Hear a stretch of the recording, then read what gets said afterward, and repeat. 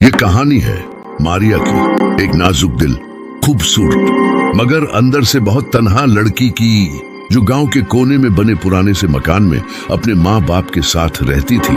मारिया के चेहरे पर एक मासूम कशिश थी। वो बोलती कम थी, सोचती ज्यादा। अक्सर उसकी आंखों में कोई अधूरा सवाल होता, जैसे वो कुछ ढूंढ रही हो।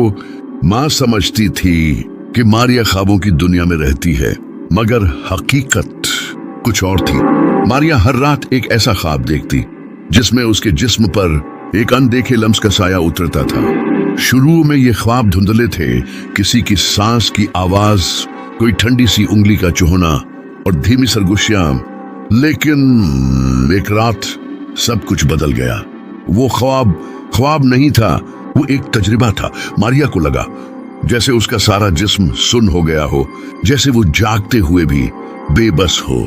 कोई उसके बालों में उंगलियां चला रहा था, गर्दन पर लबों का नरम लम्स, सांसों की गर्मी, दिल की धड़कनों से हम आहंग। और फिर किसी ने उसके कान में कहा, मैं तुम्हें चाहता हूं। मारिया आंख खोलती, मगर कमरे में मुकम्मल खामोशी, अंधेरा, सिर्फ दिल की धड़कन और सांसों की लर्जिश। वक्त गुजरता गया, मारिया अब खुद को तन्हा महसूस नहीं करती थी। वो साया हर रात आता और उसकी कुर्बत में कुछ ऐसा था जो मारिया को लज्जत और मोहब्बत का आदी बनाता गया।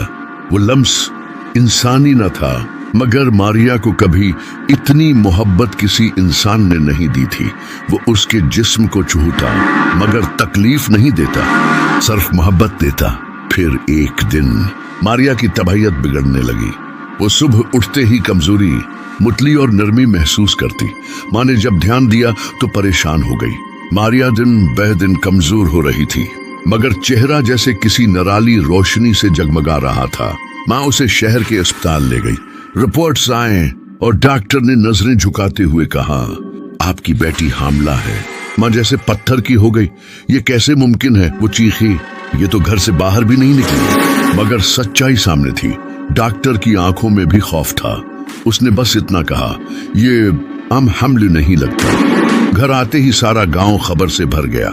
मारिया पर इल्जाम लगे, बहतान लगे, बद्दियाएं दी गई। बाप ने नजरें झुका ली। माँ चुप हो गई और मारिया बस मुस्करा दी। रात को जब वो अकेली हुई तो उसने आहिस्ता से कहा, तुम आ जाओ। तुम्हें सब झूठा कहते हैं, मगर मैं जानती हूँ तुम सिर्फ मेरे हो। और वो साया आ गया। इस बार उसने मारिया को चुहवा नहीं, बल्कि उसके सामने आया। वो धंध की मानंद था, आंखें चमकदार, आवाज में दर्द और मोहब्बत। तुम मेरी हो मारिया, तुम मेरे बतन से मां बनोगी। मारिया के अंदर अजीब सा सुकून उतर गया। उसे मालूम था वो किसी इंसान से नहीं, किसी और दुनिया के वजूद से मोहब्बत कर बैठी है। लेकिन ये मोहब्बत खुदगर्ज नहीं थी।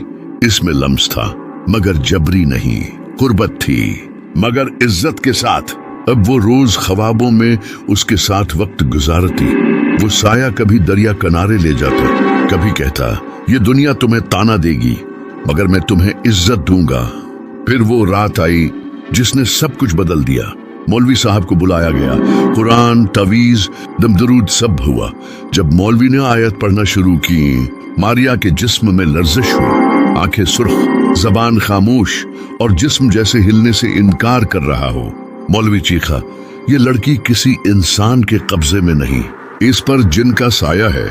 मगर मारिया ने पहली बार जबान खोली और कहा, ये साया नहीं, मेरा इश्क है और मैं मां बनने वाली हूं उसकी मोहब्बत से। घर में खामोशी छा गई। मौलवी साहब ने सख्ती से दम किया। मारिया ने चीख मारी। खिड़कियां खुद बंद हो गईं।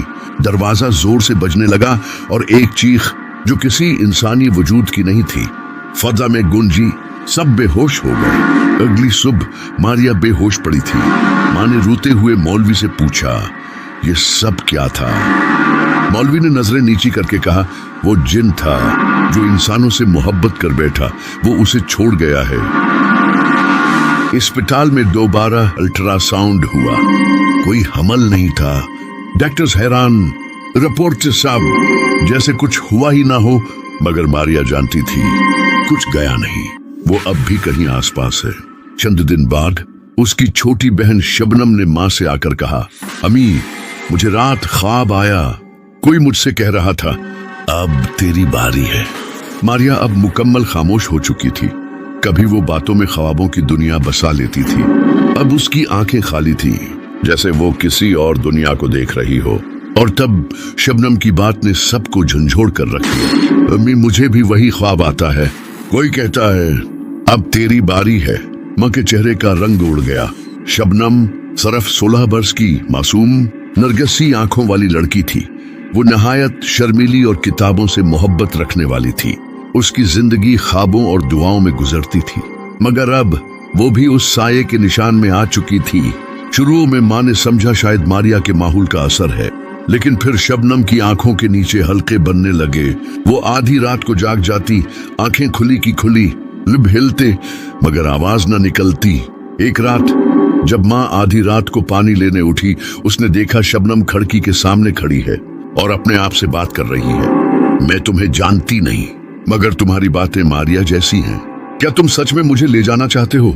माँ के कदमों तले जमीन निकल गई।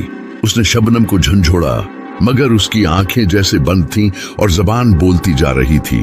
अगली सुबह शबनम ने बताया, वो कहता है वो मुझे सिर्फ चूहेगा, लेकिन अजियत नहीं देगा। वो सिर्फ चाहता है कि मैं उसके साथ एक रात गुजारूं। ख्वाबों में माँ रोती रही, फरियाद करती रही, मगर ये वो दुश्मन था जो नजर नहीं आता था, सिर्फ ख्वाबों में उतरता था। कभी शबनम के बस्तर पर सुर्ख निशान मिलते, कभी उसकी गर्दन पर हल्के लम्स के निशान। फिर एक दिन शबनम ने कहना शुरू किया, मैं उससे मोहब्बत करती हूँ। अम्मी, वो मेरी तन्हाई सुनता है। तुम लोगों ने मुझे कभी समझा नहीं, मगर वो समझता है। बाप ने मौलवी को बुलाया। घर में फिर से दम शुरू हुआ, मगर शबनम मारिया से मुख्तलिफ थी। वो खुद को रोकना नहीं चाहती थी। जब मौलवी साहब ने कुरान खोला, शबनम ने जोर से कहा, रुक जाओ, तुम नहीं जानते वो मुझे छोड़ देगा अगर तुमने ये पढ़ा। मैं उसकी बन चुकी हूँ। मौलवी साहब का हाथ लरस गया। उन्होंने सिर्फ इतना कहा, ये अब तुम्हारे हाथ से निकल चुकी है, ये सिर्फ अल्लाह ही संभाल सकता है। इस रात कुछ ऐसा हुआ जिसने सबको तोड़ दिया। शबनम ने अपने कमरे का दरवाजा बंद कर लिया।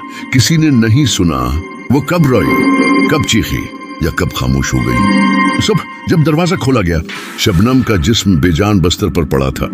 आंखें खुली थीं और चेहरे पर एक अजीब सी मुस्कुराहट, जैसे वो किसी आगोश में सो गई हो। कपड़े मुकम्मल, बदन पर कोई जख्म नहीं, मगर रूह वो जैसे किसी और के साथ जा चुकी थी। उसकी दोनों हथेलियों पर जैसे किसी ने उंगलियों से धुआंसा लिखा हो, मेरी हमेशा के लिए